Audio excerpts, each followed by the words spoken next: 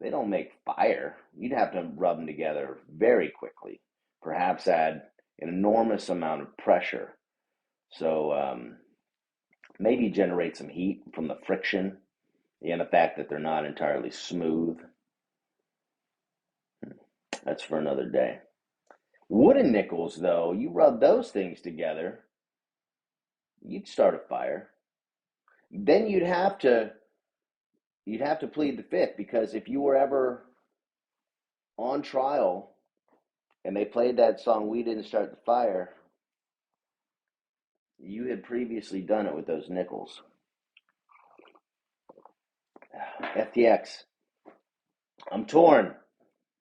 Anyone watching the trial, anyone that's following along, it's pretty crazy, and I kind of believe the guy. I gotta say it. Kevin O'Leary, has an incentive to believe the guy. He's an investor. He's got a bunch of money tied up in there, or had. Yeah, they want this thing to last, but and then you got Bill Ackman. Bill Ackman, famous short seller, went after Herbalife. He's a gangster. And he comes out and says, I think this guy's okay. But you always got to wonder what his position is because in the past, he has had short positions when he's come out literally crying on the news that the world's going to end. And then, of course, stocks take a dump and he makes 1 point blah, blah billion dollars on the market. That's insane. But they think, Sam Bankman Fried, you're innocent. I partially am there. Part Mostly because of the consistency in his statements. Now, I haven't taken any ink and written them down and tried to line them up on a calendar like I would expect a forensic accountant to have already done. But no, I mean, from someone that has watched literally about every single interview that has come out on this and him, and he is a chatty Cathy. He Sam Bankman Fried, let's not get this twisted. There's no allegedly in this. Sam Bankman Fried is a chatty Cathy. That may in fact be his name. SBF might stand for Chatty Cathy Friedman because or Fried. Sorry, Lex. Because this man, he is singing. He's singing to the high heavens about everything that went wrong. And for someone that is not guilty, that legitimately is not guilty, that's easy to do. You just say what went down. Um, but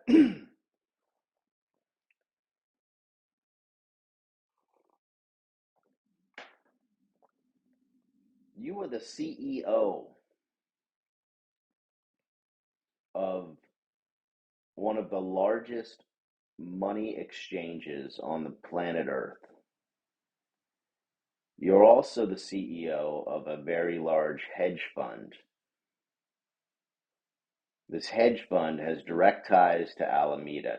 So all of these, the other way around, has direct ties. Alameda has direct ties to FTX, and FTX to Alameda.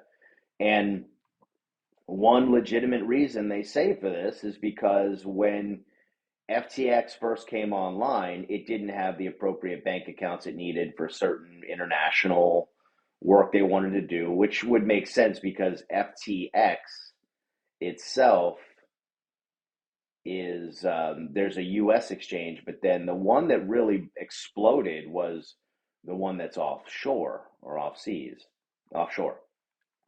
Yeah, the offshore account, the offshore FTX exchange that had billions of dollars of mismarked, right, not correctly managed funds.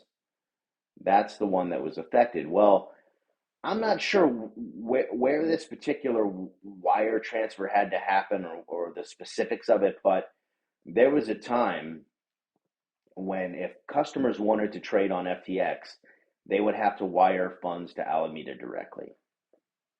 Those funds, then Alameda would mark or tag somehow, to get them over to FTX. What does all of that mean, really? Right? What does that mean? I couldn't even begin to speculate. How they were managing funds? I'll tell you how most corporations manage their budget that I've been to, how they're managing these big swaths of money. They're doing it on an Excel spreadsheet, and 50 different departments are bubbling up their Excel spreadsheets to give it to the top honchos to look over and figure out where they can cut some corners. So let's say you got $1 billion that comes in, that's line item number one. Line item number two is, oh, we're starting another company, FTX, and a bunch of that money was supposed to go to FTX because that they wanted to put it on the FTX exchange. We don't have our bank accounts, vis-a-vis, since everyone's saying that these days. We use this puppy here. We'll just have people wire to Alameda, and then we'll mark it on our spreadsheet. Well, Bob got in there and started playing around with Excel formulas. Not very good. This is his first go at it, but he's good at pivot tables. So we let him give it a shot, and he fucked it up, fucked up the balance, and saved our only copy. Sam said he wasn't paying attention. Plus, he only runs FTX over there. What would he know about our Alameda spreadsheet that's just marking FTX funds? But then people are saying that Alameda was trading and they were making some awful trades, and they were just somehow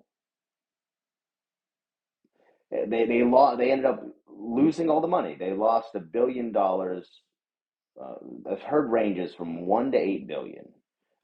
Fuck you. Fuck anyone that's trying to throw me a range around. Hey, how much money is not a good example.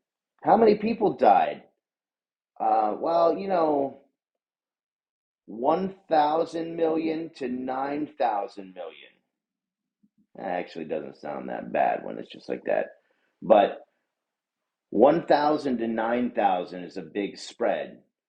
1 to 9, 100 to 900. Yeah, that's a big fucking difference.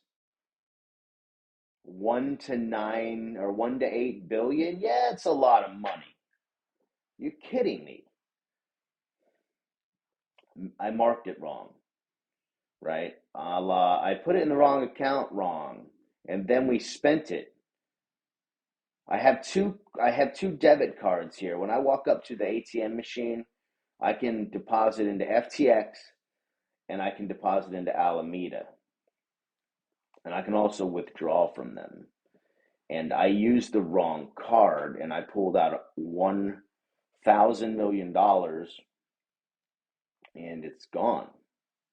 Poof. Just like that. All right, well, that's all I'll say on FTX, but I'll throw this out there because no one's talking about it. I've literally seen Sam Bankman-Fried on TV or on the computer screen 50 times now talking about all this shit. You know how many people I've seen that have lost money on FTX? How many have you seen? Right? Everyone I've seen is talking about all the drama and, oh my God, can you believe it? And FTX and Ukraine donations and money, where'd it go? I've literally seen one dude. I want his name. I wrote it down. Did I? Did I write it down in a note? Chet, is that your name? Dang it. I wrote your name down, but I lost it. Must have brought it inside. Oh well. Literally seen one person that has lost money in this ordeal. He lost $2 million which makes it hard to really feel sad for you if you're throwing around that kind of crypto money. Boo hoo. But yeah, also, where's all the where are all the people that give a shit? The YouTube and is the only place, and Twitter seem to be the only place that I find sleuths that are jumping around looking at these things, and you can jump on the blockchain and track this shit down. Uh, the companies that should be regulating companies, uh, that is the problem. Is it seems like they're self-regulating. They're self-regulating organizations, but the people that should be the government of our people, for the people, by the people, something like that. Like government by the people, of the people, for the people,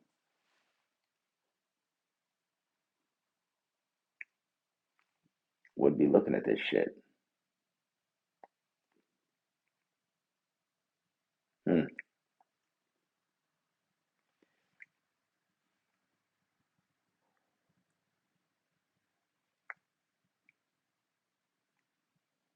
Yeah. Well,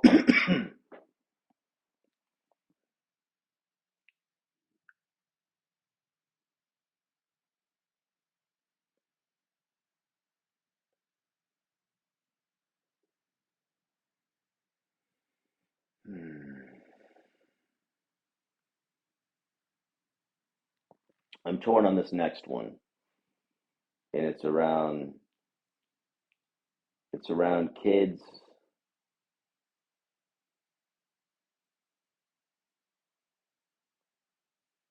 and it's around kids, their access to information, censorship,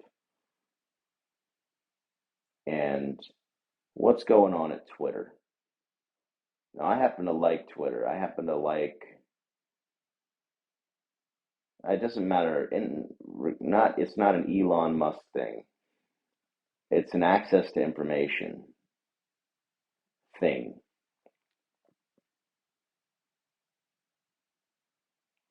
Probably stems from watching all of these people that are supposed to be in charge doing the right thing, and they're they're not. They're obviously taking advantage. And any time that just it hits me the wrong way when someone's taking advantage of someone else. Me is not. I, it always hits me wrong when someone's taking advantage of someone else.